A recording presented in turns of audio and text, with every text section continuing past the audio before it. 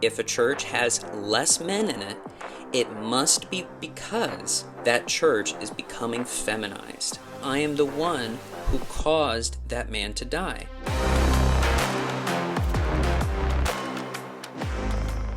In a recent video I made called Is Modern Worship Feminine?, I respond to something that Father Josiah Trenham said.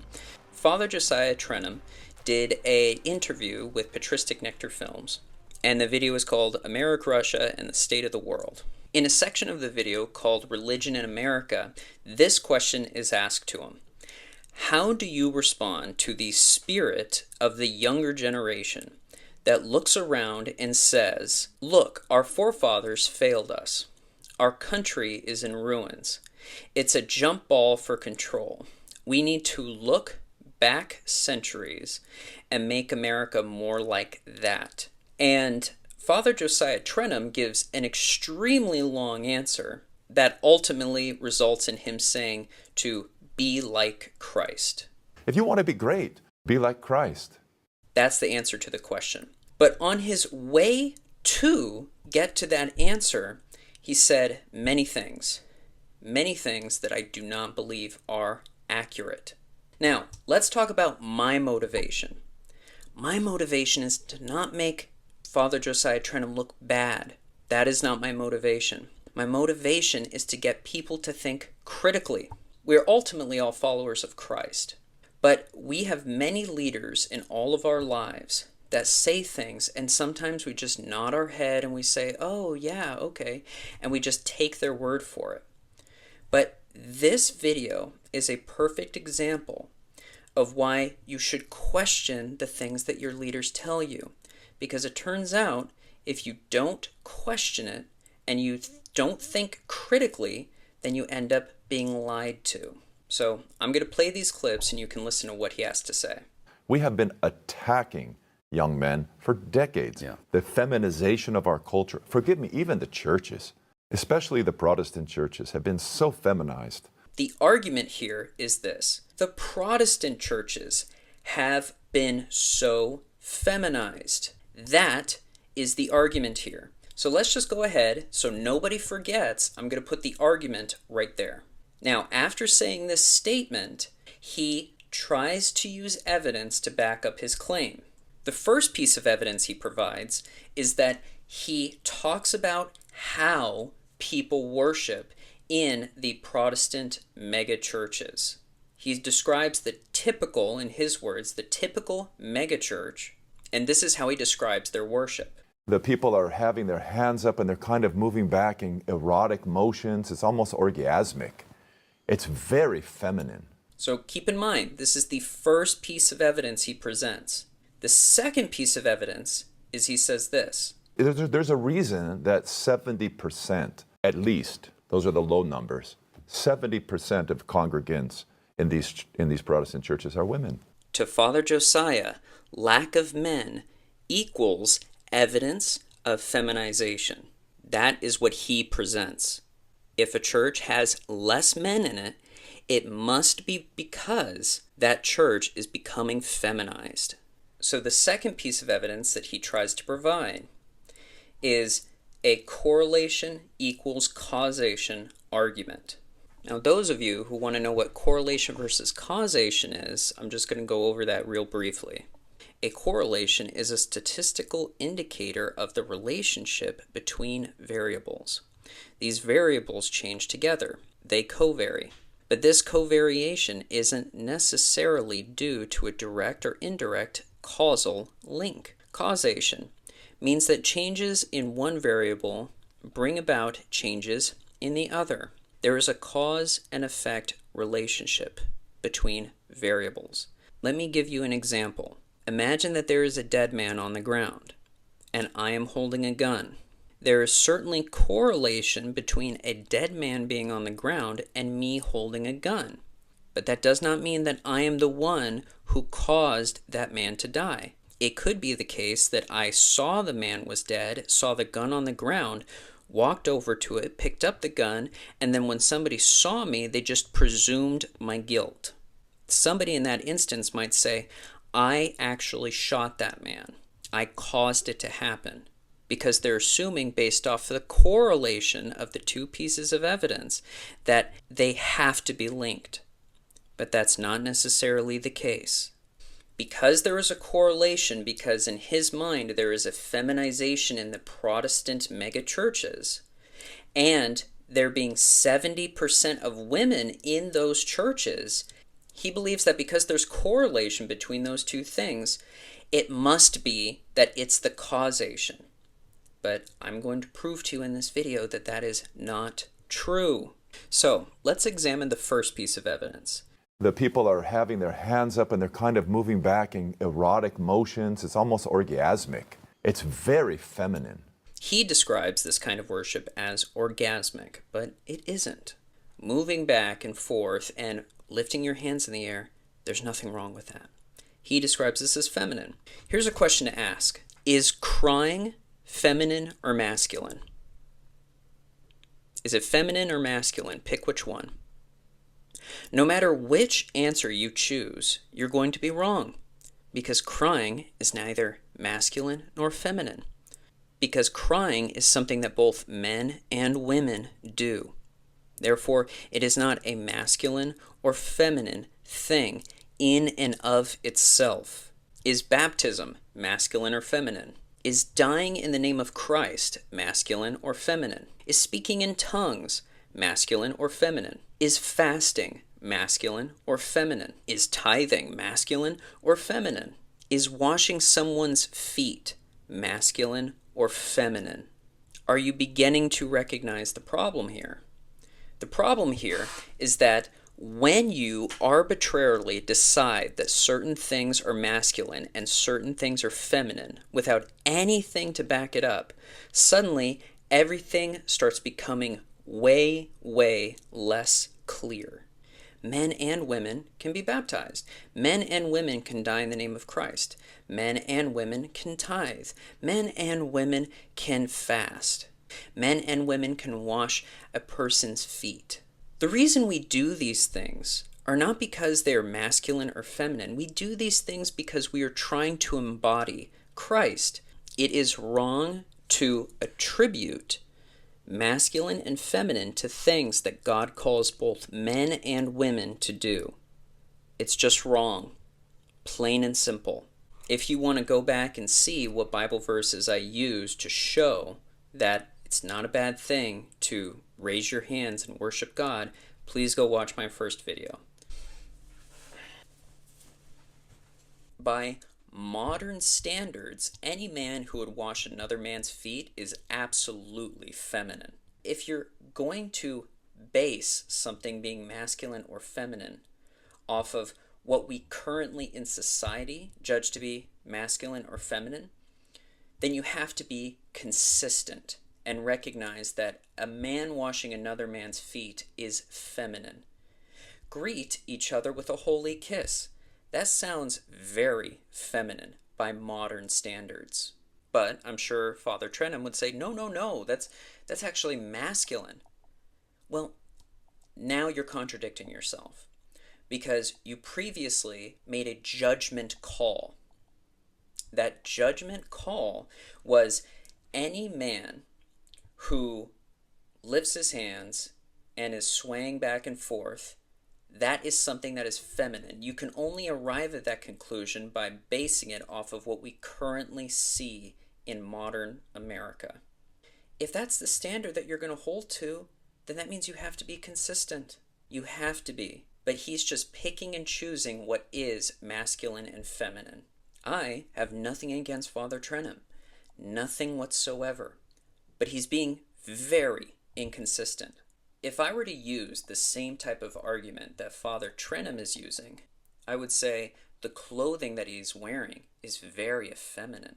Look at how he's basically wearing a dress that covers his knees. Now many people would say, no, that's not fair. He's not wearing a dress. That's exactly what priests are supposed to wear. It's holy liturgical garb. Well, wait a minute. He originally said, oh, well, waving your hands and moving back and forth, that's feminine. Why is it that what you're wearing for liturgical purposes, that's not feminine?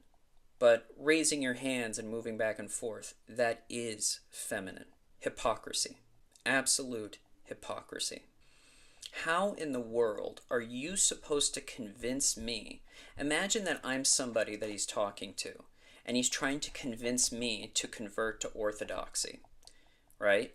And then he says, what you're doing over there in the Protestant church where you're raising your hands and moving back and forth, that's very feminine. You don't want to be a part of that church. Join the orthodoxy. We are more masculine.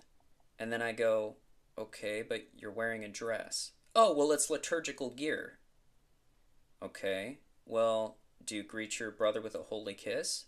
Oh, well, we ignore that part. Okay, interesting. So you really just do get to pick and choose whatever you do or don't want to show as masculine or feminine.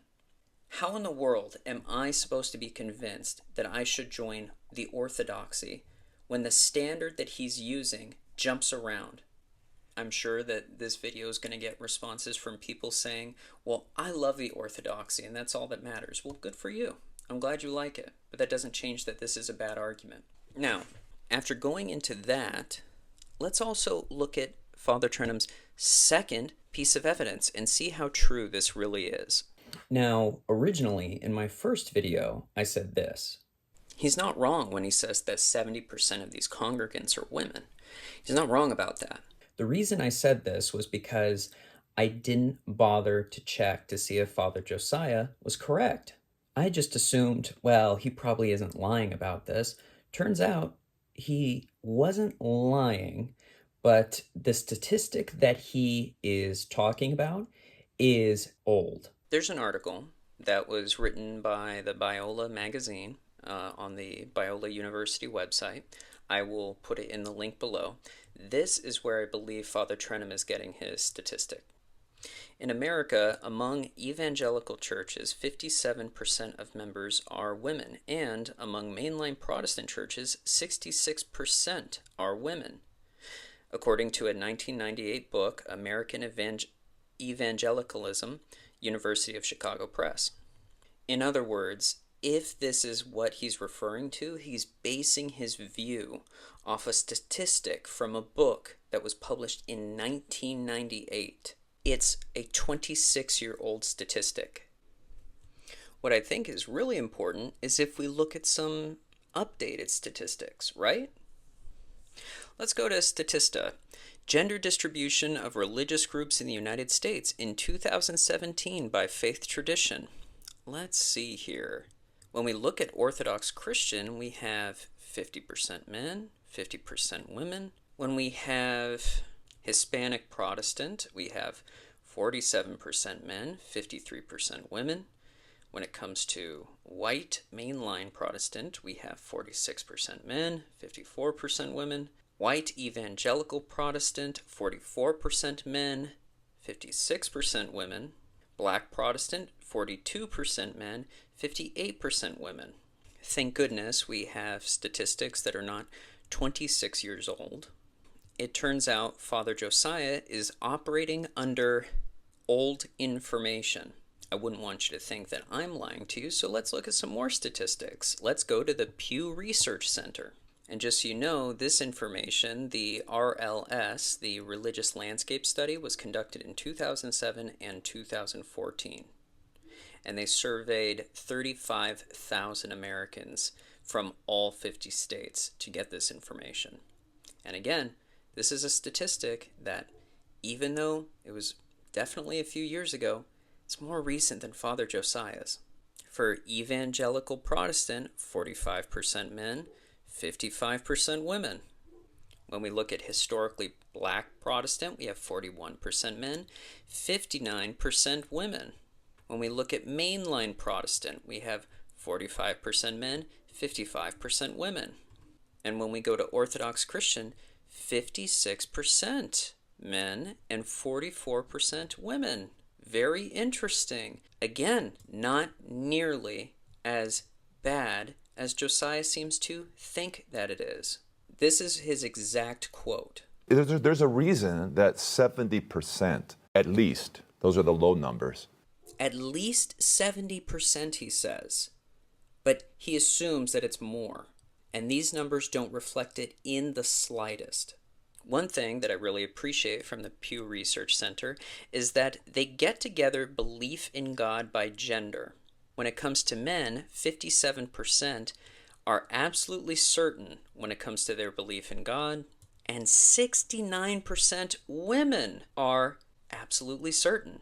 When it comes to importance of religion in one's life, the people who say it's very important, 47% men, 59% women.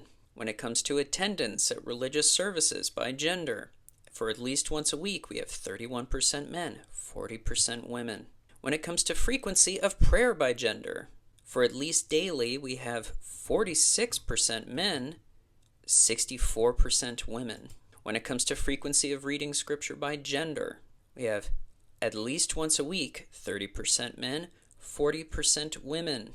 It turns out in all religions, women have the tendency to go to church more, believe in God more strongly, have the tendency to pray more, have the tendency to read scripture more. I hope that everyone is recognizing a pattern. In general, women have the tendency to do this across all religions.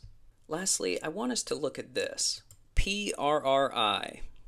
When it comes to their random sample of 40,000, what do we see here? White evangelical Protestant, 13.6%. White mainline non-evangelical Protestant, 13.9%. And Orthodox Christian, 0.3% out of 40,000 people. Because it turns out Orthodox Christianity isn't really that big in America. And what does that mean? It means overall, there are far more men attending Protestant churches than Orthodox churches. Now, does that mean that I'm going to sit here like Father Josiah and I'm going to say, see, that just goes to show how feminine the Orthodox Church is? I'm not going to do that because I'm not going to make the same mistake of arguing correlation equals causation. Just because there aren't a lot of people attending Orthodox churches, that doesn't mean that the Orthodox Church is definitely feminine. Do you understand? Father Josiah Trenham is operating off of old information. And when we, as followers of our leaders, blindly follow without questioning, is what they're saying true? Are they giving us outdated information? We end up making fools out of ourselves. It's important to question your leaders. Make sure they're giving you the correct information because you never know if they're telling you something that is wrong. And once again, I'm going to have to clarify this. I have nothing against Father Josiah Trenham. I have nothing against him. I'm not trying to make him look foolish. I'm not trying to get people to condemn him. My motivation is strictly to get people to think critically about these things. If you can't be critical towards your very own leaders who are giving you incorrect information, then you're simply going to go about your life repeating the same incorrect information and not question it. Now, real briefly, I'm going to respond to a few of these comments. Eastern Orthodoxy is the one true Holy Apostolic Church. The only thing I have to say to that is please provide the evidence to prove it.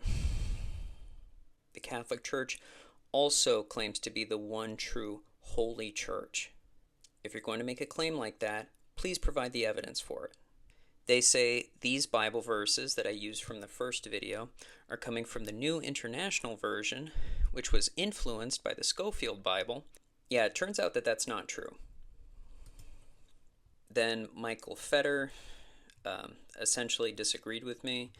He asked me if I had ever looked up the differences between the NIV and the KJV, and I make it very clear that the King James Version was not based on original manuscripts directly, but rather on a collection of existing texts and translations available at the time. However, the NIV was based on original manuscripts, and this is very well documented. Another thing that Tia Henry says is we do not dance out of respect for God. Well, cool. That's all right. You don't have to dance if you don't want to. That's fine. But that doesn't mean that Father Josiah has the right to call certain people feminine just because he doesn't like the way that they worship. Then we have Theodore Rivanov. He says a bunch of things that don't make any sense. If we follow Christ, we'll see what he says about the church, that even the gates of Hades would not destroy it. So indeed, your dancing, singing, etc. Is not proper to worship. Nobody is saying that dancing or singing is something that needs to be worshipped. I imagine this is a spelling error, but this makes absolutely no sense. He then says it turns away from God and preaches man, which again makes no sense. And then he says, we chant the chants that have been passed to us. And I say, in response to him, that I never condemn that. And then at the very end, he says, please, Protestants, return to Christ and Orthodoxy, which is just an extremely, how would you say it, condescending and ignorant remark, because Protestants would argue that they already belong to Christ. So, yeah, a comment like this isn't doing you any favors. George Crosswaite left a great comment. We had a good exchange with each other. And he does acknowledge, I guess he could have argued better if that was his goal. And I say I agree, because I do believe that was his goal. And I truly do believe that he made a poor argument for what he was trying to say. So, yeah, I would like to thank you, George, for having a very rational discussion with me. Then we have Dave YTube. The funny thing about that is that Josiah was commenting on the femininity of modern Protestant worship, and you attempted to counter that by using one of the most masculine and militaristic forms of worship in the entire Bible. This comment of his just makes absolutely no sense. And I tell him that. I say, this is not an accurate assessment. Father Josiah is presenting a very poor argument. And I never used any masculine or militaristic form of worship from the Bible. I was simply talking about worship from the Bible that by modern standards would be considered feminine, such as dancing around and leaping for joy. By modern standards, if we were going to look at things from a modern lens, most secular people would probably consider that to be feminine, not masculine. This person said I was deceived by your thumbnail, and yeah, I promise you that there was no deception intended. I think overall, is modern worship feminine does cover essentially the overall argument that's taking place here. Even though it's true that Father Josiah is talking about Protestant churches, and definitely an argument could be made that I could probably say, is Protestant worship feminine? I think, is modern worship feminine? It definitely falls into the same category, because he is arguing about modern Protestantism. So I don't think there's a contradiction there. Jaguar Sim says, there's a difference between celebratory worship and actual liturgical service, and it's like, yeah, I would agree that, but that doesn't make his Father Josiah's argument cogent. You already answered your own question. No, I actually didn't. The entire point of the video was responding to a poor argument that he made. Another person comments saying contemporary worship is feminine, and when I ask him for a definition, he gives a definition that is absolutely chaotic, because in his mind, a contemporary, anything that's contemporary worship would be Pentecostal, non-denominational rock concert church in mainline denominations where the altar rails have been removed to make room for a drum kit and guitar players. Just about any time there is a guitar in the sanctuary, Jesus is my boyfriend music, me-centered instead of Christ-centered, TV screens in the sanctuary, men wearing baseball caps in the sanctuary, sipping a latte during the service, dancing, jumping around, clapping, but no kneeling, female pastors. This is like, it's an absolutely chaotic statement. If I ask him to specify, I say, if a church has TV screens in the sanctuary but nothing else, by your standards, would you still consider that contemporary worship? And then he says, I don't know what purpose a TV screen serves except as a distraction. And he doesn't answer my questions. And then I say that a TV screen can serve as a visual aid, but you're assuming that their motivation is just to stay relevant, which is what he assumes.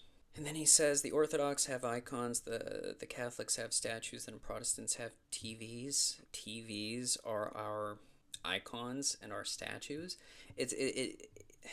I'm sorry, this makes no sense. I do imagine that I'm probably going to get far more comments on this video talking about how I didn't,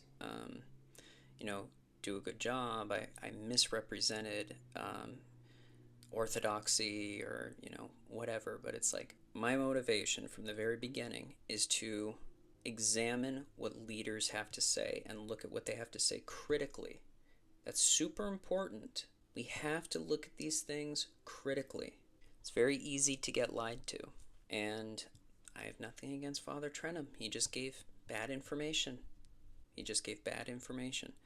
And, that's why these types of videos that I make exist, to help provide the information that leaders sometimes leave out. And obviously I make mistakes too. Lots of mistakes. I make mistakes all the time. But that doesn't mean that I can't question religious leaders. In any case, I hope you've enjoyed the video. Thank you so much for listening to my ramblings.